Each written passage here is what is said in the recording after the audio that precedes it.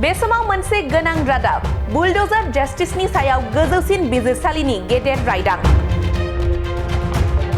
गोजौसिन बिजिरसालिया बुलडोजर जस्टिसखौ लानानै गेदेर रायदां फोसावदों। नंगौ, जाय नखरफोरा बुलडोजरजों न' सिफायजादोंमोन बिसोरनि थाखाय गोजौसिन बिजिरसालिया गोनांथार फोसावदों। बुलडोजरजों न' सिफायजानाय नखरफोरनो 25 लाख रां खहा सुफुंनो थाखाय बिथोन होदों गोजौसिन बिजिरसालिया। आयेन बेरेखायै न' लुनानै थानाय जाय नखरफोरा बुलडोजरजों न' सिफायजादोंमोन बिसोरनि थाखाय बुलडोजर जस्टिस जागायनायखौ नुनो मोन्दों। आरो बे समाव बुलडोजरजों न' सिफायजानाय नखरफोरनो 25 लाख रांनि खहा सुफुंनो बिथोन होदों गोजौसिन बिजिरसालिया। भारतनि गाहाय बिजिरगिरि DY चन्द्रचूड़आ बुलडोजरजों न' सिफायजानायखौ गोख्रों रावजों सोंखारिनानै सरकारनिसिम सोंथि खालामदों। जेब्ला हा गैजायै सुबुंफोरा न' लुदोंमोन बै समाव नोंथांमोनहा बहा दंमोन? न' लुबाय थानाय समावनो सरकारि बिबानगिरिफोरा मानो होबथायाखै?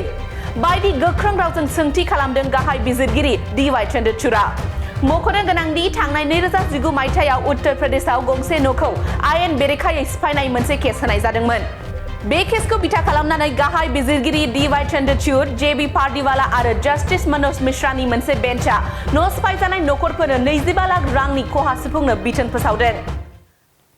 बे समाव मोनसे गोनां रादाब बुलडोजर जस्टिसनि सायाव गोजौसिन बिजिरसालिनि गेदेर रायदां। गोजौसिन बिजिरसालिया बुलडोजर जस्टिसखौ लानानै गेदेर रायदां फोसावदों। नंगौ, जाय नखरफोरा बुलडोजरजों न' सिफायजादोंमोन बिसोरनि थाखाय गोजौसिन बिजिरसालिया गोनांथार फोसावदों।